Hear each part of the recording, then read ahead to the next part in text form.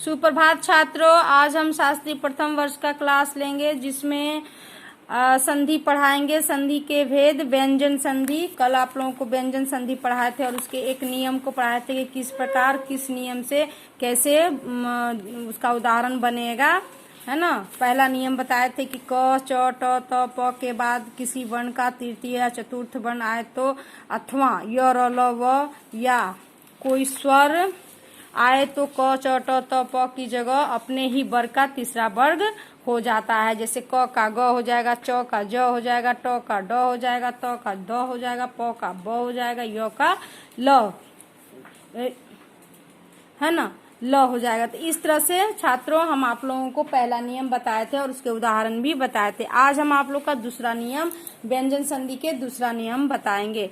है वर्ग के प्रथम यानी क वर्ग, च वर्ग, ट वर्ग, त वर्ग, प वर्ग, है ना, उसका छात्रों पहला वर्ग हो गया क, च, ट, त, प के बाद यदि अनुनासिक वर्ण छात्रों आप लोग जानते ही होंगे कि प्रत्येक वर्ण का पांचवा जो वर्ण होता है यानी पंचमाक्षर जो होता है वही अनुनासिक वर्ण होता है।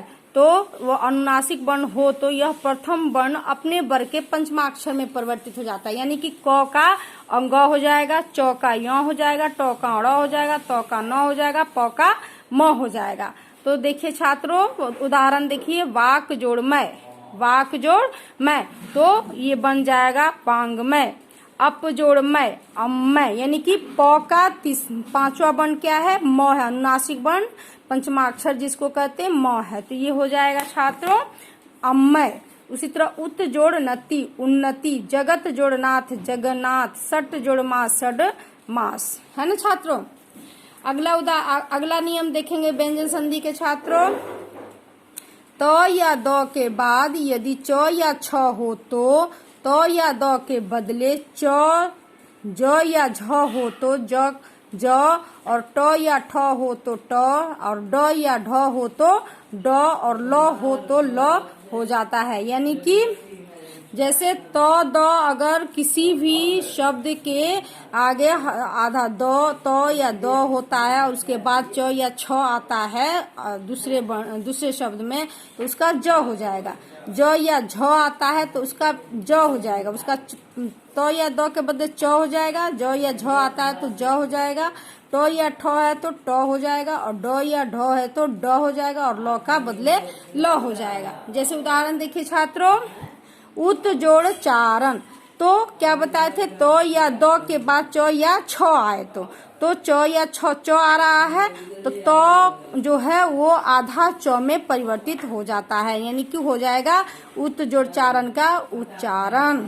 उसके बाद छात्रों शरत जोड़ चंद्र, इसी तरह शरत जोड़ चंद्र हो जाएगा शरत चंद्र।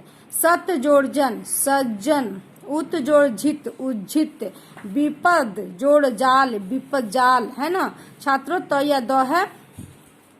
उसी तरह उत जोड़ डयन, उड्डयन। उत जोड़ लेख, उल्लेख।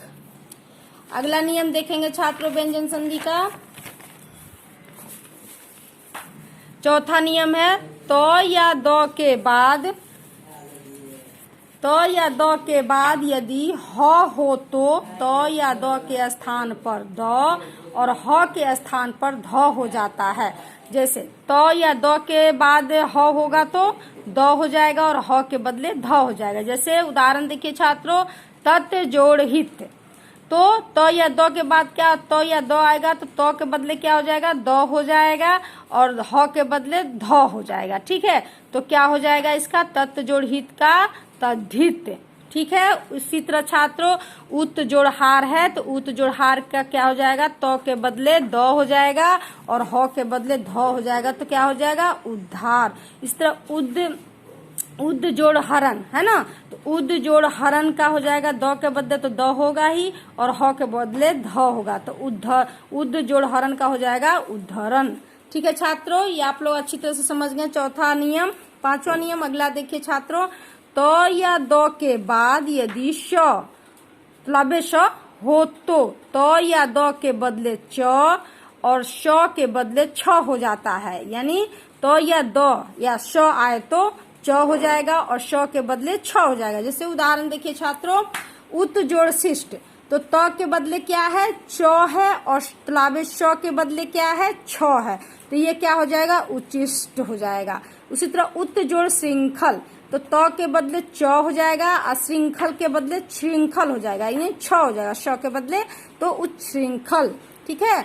उसी तरह सत्य जोड़ शास्त्र, तो त के बदले चा हो जाएगा, तालव्य श के बदले छ हो जाएगा, तो हो जाएगा क्या, सत्य जोड़ शास्त्र का हो जाएगा सछास्त्र। ठीक है।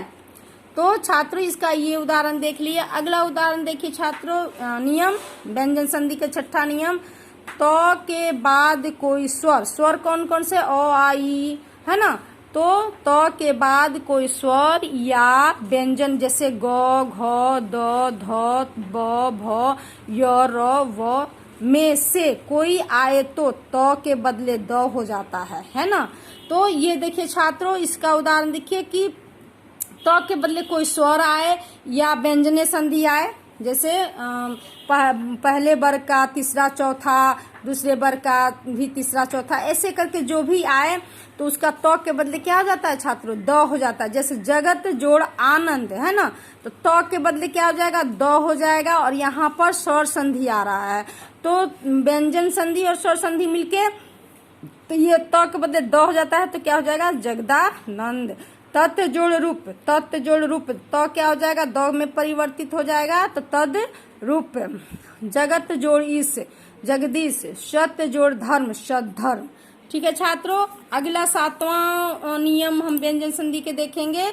स्वर के बाद, यानी स्वर आप लोग जानते ही हैं, स्वर के बाद यदि छ आए तो छ के स्थान पर आधा च छ हो जाएगा, है ना, ये च छ हो जाता है। जैसे स्व जोड़ छंद, तो स्व जोड़ छंद में क्या है, यहाँ स्वर है, व में अ की मात्रा है, और छ है, तो छंद के बदले, छ के बदले क्या है, च छ, आधा च छ हो जाता है, तो स्वच्छंद हो जाएगा।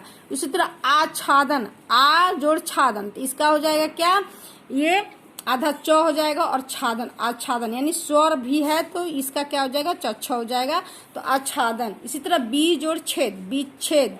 अनु जोड़ छेद, अनुच्छेद। ठीक है छात्रों, इसके आगे हम अगला नियम व्यंजन संधि के कल बताएंगे आप लोगों को, थोड़ा बड़ा ये है, इसीलिए आप लोग धैर्य रखें और आगे पढ़ते रहें। धन्यवाद छात्रों।